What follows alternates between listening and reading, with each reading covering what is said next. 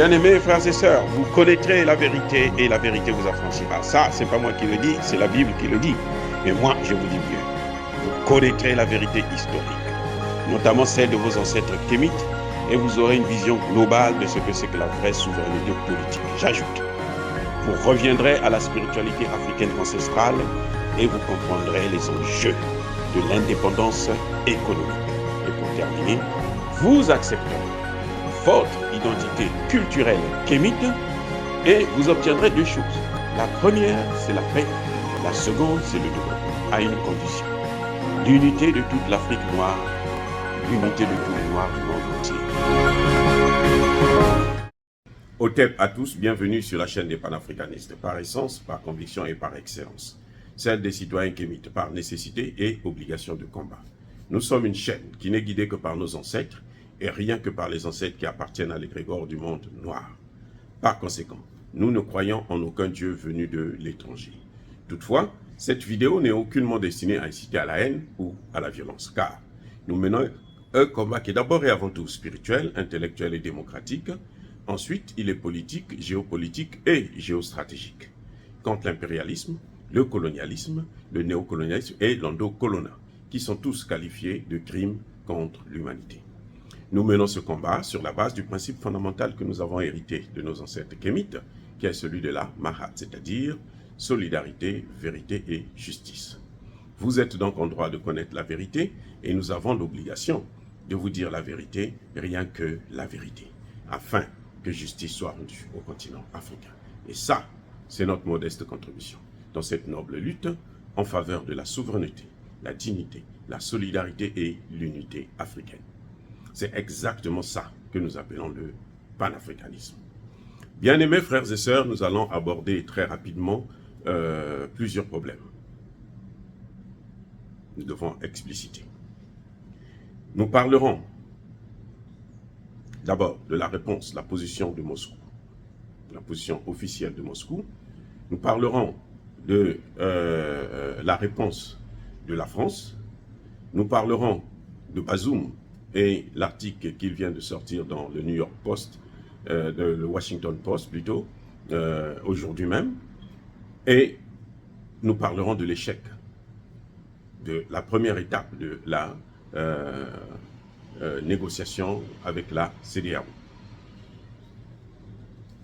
D'abord, en ce qui concerne la Russie, Poutine, il aurait, je n'ai pas encore vérifié l'information, mais Poutine aurait déclaré que quiconque attaquerait le Niger, il sera du côté du Niger.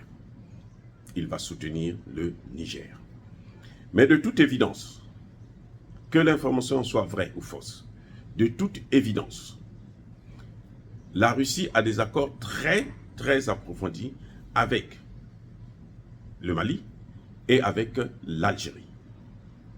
Eh oui. À plusieurs reprises, le Mali est devenu le protégé de la Russie. Ils l'ont dit, ils l'ont précisé, ils l'ont encore dit. D'ailleurs, vous le savez, la Russie n'a pas attendu le sommet Russie-Afrique pour faire un don de 50 000 tonnes de blé au Mali. C'est le premier pays à bénéficier de ça, avant même que qu'il y ait le sommet Russie-Afrique. L'Algérie a de très bonnes relations avec la Russie. Et la Russie joue sa crédibilité dans la région. La Russie, Poutine sait que si le Niger tombe, les prochaines étapes, ça va être attaquer le Mali et le Burkina Faso. Donc, il vaut mieux couper l'arbre à la racine. Et si Poutine réussit à faire tomber les Occidentaux au Niger, eh ben, le Tchad est à sa portée. Le Soudan sera à sa portée. Le Soudan, là où les Nations Unies, la CEDEAO, toutes les organisations africaines n'arrivent pas à régler. Ça, c'est un. Deuxième problème, c'est que je vous ai dit tantôt que le nouveau président du Niger a expulsé l'armée française. Quand on dénonce les accords de défense, ça veut dire que nous on ne veut plus coopérer avec vous, vous pouvez repartir chez vous. Plus grave, plus important d'ailleurs, c'est que le Niger a rappelé son ambassadeur en France, il a rappelé son ambassadeur à Washington, il a rappelé son ambassadeur au Togo et il a rappelé son ambassadeur, l'autre pays c'est lequel? Je crois que c'est, si j'ai bonne mémoire, au Nigeria. Donc, le général Tchani est en train de prendre position durement et répondre vraiment sévèrement. Et c'est un test aussi. Parce que quand il expulse l'armée française, ça veut dire, et tout le monde le sait, ça veut dire que, il s'attire le soutien de la Russie, mais surtout, et le plus important, c'est qu'il s'attire le soutien de la population. Donc pour Bazoum, c'est fini, les carottes sont cuites. Eh oui, les carottes sont cuites. Il n'y a plus rien à faire. Parce que la population, c'est ce qu'elle demande. Vous demandez le départ des troupes françaises et l'arrivée des troupes russes. Mais les deux ne peuvent pas cohabiter. Donc, il faut d'abord chasser les Français et maintenant les Russes vont venir. Et vous voyez que la position officielle de la Russie tombe juste après que le président Tchani ait fait sa déclaration d'expulser les soldats français. Voilà, donc c'est la réponse du berger à la bergère. Voilà, donc je crois que le général Tchani est sur la bonne voie. Parce que là, lui, il va très vite. Hein. Il n'attend pas, il n'a pas de temps à perdre. Lui, il va très vite.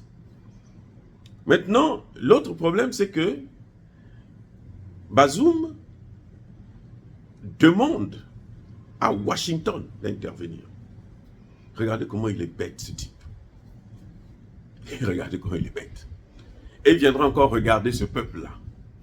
Bazoum lui-même, c'est Bazoum qui nous a déclaré, qui nous a fait savoir que le président Issoufou avait dit à Barack Obama, si vous détruisez, déstabilisez la Libye, vous allez déstabiliser toute la sous-région. C'est Bazoum qui nous a révélé ça, parce que Bazoum était là, en tant que ministre de l'Intérieur de Issoufou.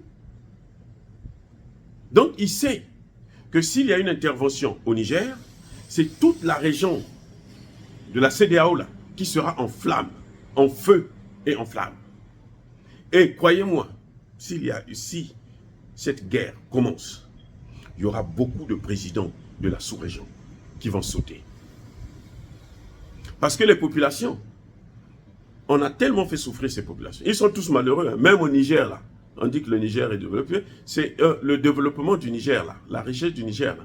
C'est la richesse à l'américaine. C'est-à-dire qu'il y a un petit groupe qui s'enrichit, mais l'essentiel de la population souffre. Oui. Au Niger, là, ils ne sont pas mieux que nous, là. Ils ne sont pas mieux que nous. Il ne faut pas se leurrer là-dessus.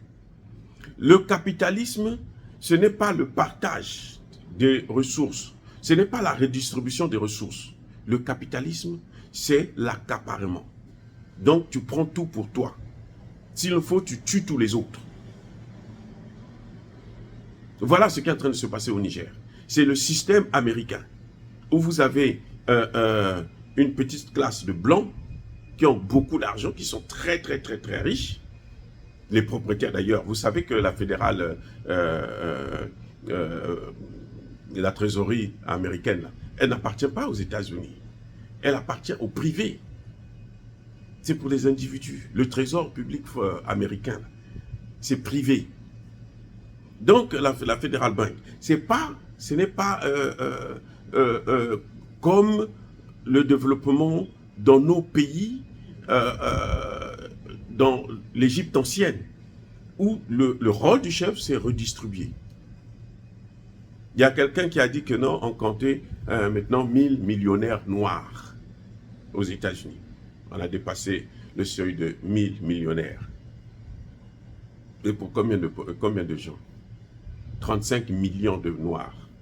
Donc si sur 35 millions, vous avez 1000 millionnaires, pas des milliardaires, millionnaires, ça fait quoi? Vous croyez que ça change quoi? Ça change la vie des gens? Non, pas du tout. Bref, une intervention militaire, comme le demande Bazoum, notamment américaine. Ce n'est pas une intervention où ils viennent, bon, on préserve la vie des gens et tout. On a vu en Irak, on connaît les résultats. 1 million de morts. Ils viennent, et jusqu'aujourd'hui, ils ont utilisé les armes avec à l'uranium appauvri, ce qui est à l'uranium. Ils ont utilisé les armes à sous-munitions, qui peuvent exploser à n'importe quel moment et tuer des enfants et des adultes même. Donc, vous sentez bien qu'on a affaire là à un terroriste qui a été chassé du pouvoir. Il est surpris qu'il n'ait pas l'électricité. Mais s'il n'a pas l'électricité, c'est parce que le Niger a coupé l'électricité. Donc pourquoi voulez-vous que le Niger coupe l'électricité à la population? Et vous, qui êtes à l'origine de tout ça, quand vous ne coupez pas l'électricité? On dit que les conditions sont difficiles. Mais les conditions sont difficiles pour tout le monde. Et ces conditions-là, vous avez été là pour changer ces conditions. Le Niger est parmi les 10 pays les plus pauvres au monde. Parmi les 10 pays les plus pauvres au monde. Plus de 60% de la population vit sous le seuil de la pauvreté. Plus de 60%. Alors que le Niger est le 4e pays producteur d'uranium au monde. Vous voyez, il y a quelque chose qui ne va pas. Maintenant, pour revenir aux Français qui décident de ne pas partir, ils disent que ce n'est qu'un gouvernement légitime qui peut leur demander de partir. Mais ils oublient, ceux qui ont pris le pouvoir là, ce sont des militaires. Les militaires sont des Nigériens et ils sont légitimes. Ils sont légitimés par qui? Par la population. On le voit très bien comment la population sort pour brûler les drapeaux français. Et ensuite, il faut savoir une chose, que eux, ils ne peuvent pas travailler sans les militaires là. Comment ils vont travailler sur un territoire où les gens, les propriétaires du territoire ne veulent pas vous parler? C'est pas possible. Vous voyez, c'est ça ce qu'on appelle des échappatoires. Les militaires français ne peuvent pas travailler au Niger s'ils ne sont pas accompagnés des militaires nigériens. Surtout qu'eux-mêmes, ils ont dit que leur commandement est sous la tutelle du gouvernement des militaires nigériens. Alors, il n'y a aucune raison de refuser de partir. De toutes les façons, les accords, ils ont été dénoncés et c'est fini pour ces accords-là. C'est fini. La France ne peut pas unilatéralement garder ces mêmes accords. Et donc, ils sont en train de créer plus de problèmes à Bazoum. Ce qu'ils sont en train de faire là, c'est pour créer plus de problèmes à Bazoum. C'est parce qu'ils se disent que, bon, ils peuvent intervenir militairement pour enlever ce gouvernement. Mais croyez-moi, si un gouvernement prend de telles décisions, c'est qu'il a ses arrières qui sont protégées. C'est en connaissance de cause. Ce n'est pas pour rien, ils sont prêts à les recevoir. Maintenant, la délégation de la CEDEAO. Je vous ai dit que cette délégation avait reçu un message du président Bola Tinubu de faire tout pour trouver un accord à l'amiable. Mais cette délégation qui a été conduite par un ancien président nigérien, elle est venue, on l'a reçue à l'aéroport. Elle n'est pas sortie de l'aéroport. Eux, cette fois-ci, n'ont pas rencontré le président Bazoum. Et ça, c'est très bien. On les a reçus à l'aéroport. Ils ont parlé et ils n'ont même pas été reçus par le général Tchani lui-même, ni encore par le général Modi. Ils ont été reçus par quelqu'un d'autre. Et donc, en fait, c'est un échec. Bon, dans le cadre des négociations, ça se passe jamais que, bon, vous venez, vous parlez, puis tout est réglé. Non, ça se passe, ça doit prendre du temps et des jours. Mais le problème, c'est que la CEDEAO avait commis une grave erreur, c'est de prendre des sanctions, de hausser le ton, de menacer de faire la guerre, d'appeler, d'inviter les chefs d'état-major pour se préparer à une guerre avant d'avoir parlé avec les autres. C'est ça. C'est-à-dire que ils ont réagi dans la précipitation, mais sous la pression justement de la France. Ils ont suivi la position française. Or, Tinubu ne peut pas. Nous, on comptait beaucoup sur le Nigeria pour qu'il puisse être plus raisonnable. Que le Nigeria ne puisse pas tomber comme le Ghana est tombé. Parce que le Ghana aussi, on avait beaucoup d'espoir. L'Afrique avait beaucoup d'espoir sur le Ghana au niveau de la CEDEAO. On se disait que si le Sénégal et la Côte d'Ivoire peuvent être manipulés, ainsi que le Togo et le Bénin, mais je pense que le Ghana, qui est un pays anglophone, qui connaissent mieux la souveraineté que les pays francophones, parce que l'Angleterre, vous savez, l'Angleterre n'est intervenue dans les affaires africaines une seule fois seulement, dans ses anciennes colonies. Une seule fois dans l'histoire de la décolonisation. Alors que la France, elle est intervenue 45 fois. Oui, 45 fois. Donc, les pays francophones sont habitués, mais les pays anglophones ne connaissent pas ça. Quand le Ghana est tombé, vous voyez ce que le Ghana a subi après? Jusqu'à aujourd'hui, le Ghana, Nana Akufo n'arrive pas à relever le Ghana. Ça va être le cas pour le Nigeria. Regardez quand il coupe l'électricité, 70% de l'électricité du Niger vient du Nigeria, 70%. C'est un marché, hein. Mais qu'est-ce qui va se passer? Vous croyez que le Niger, après cette crise, va repartir encore vers le Nigeria? Non. Mais ceux qui vivaient de cet accord commercial entre les deux pays, qu'est-ce qui leur arrivera? Ce sont eux qui seront perdus. Mais est-ce que le gouvernement va se charger d'eux pour les compenser ce manque à gagner? Non, ça s'est passé en Côte d'Ivoire, ça s'est passé au Sénégal. La Côte d'Ivoire a perdu beaucoup de marchés avec le Mali, le Sénégal a perdu des marchés avec le Mali, à cause de ces mêmes bêtises. Ce n'est pas la France qui subit, c'est entre nous qui subissons. Donc, on voit que il fallait s'y attendre, que les négociations ne puissent pas marcher, puisqu'ils viennent avec un esprit où, bon, nous, on vient vous imposer, nous, on est les maîtres, mais c'est une affaire intérieure. C'est une affaire intérieure.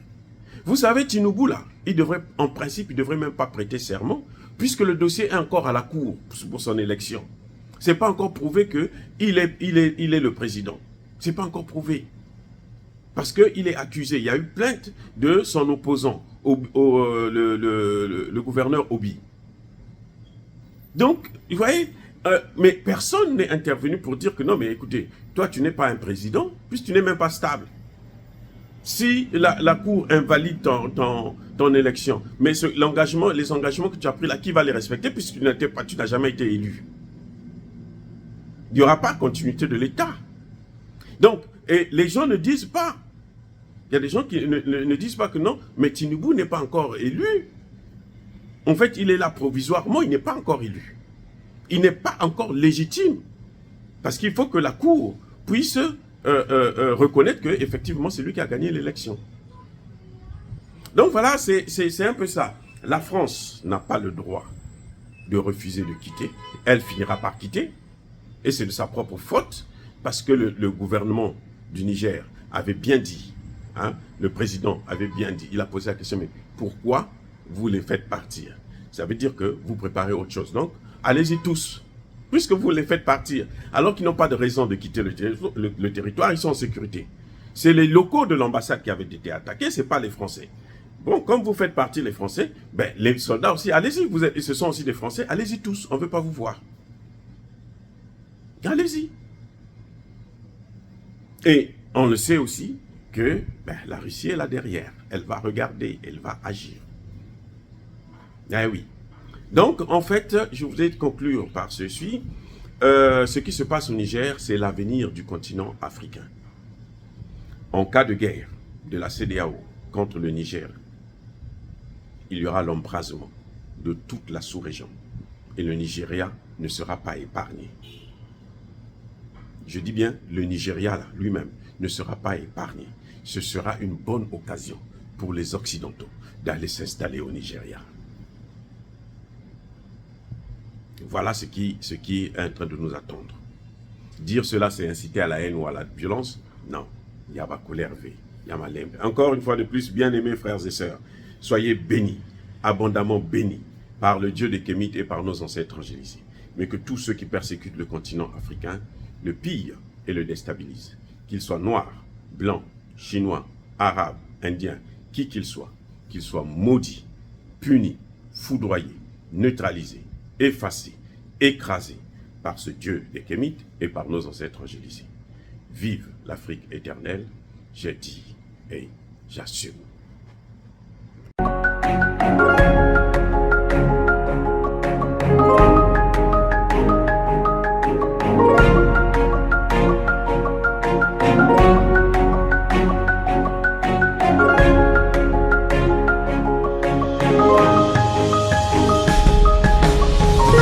Eux, ils marchent par la foi et non par la vue.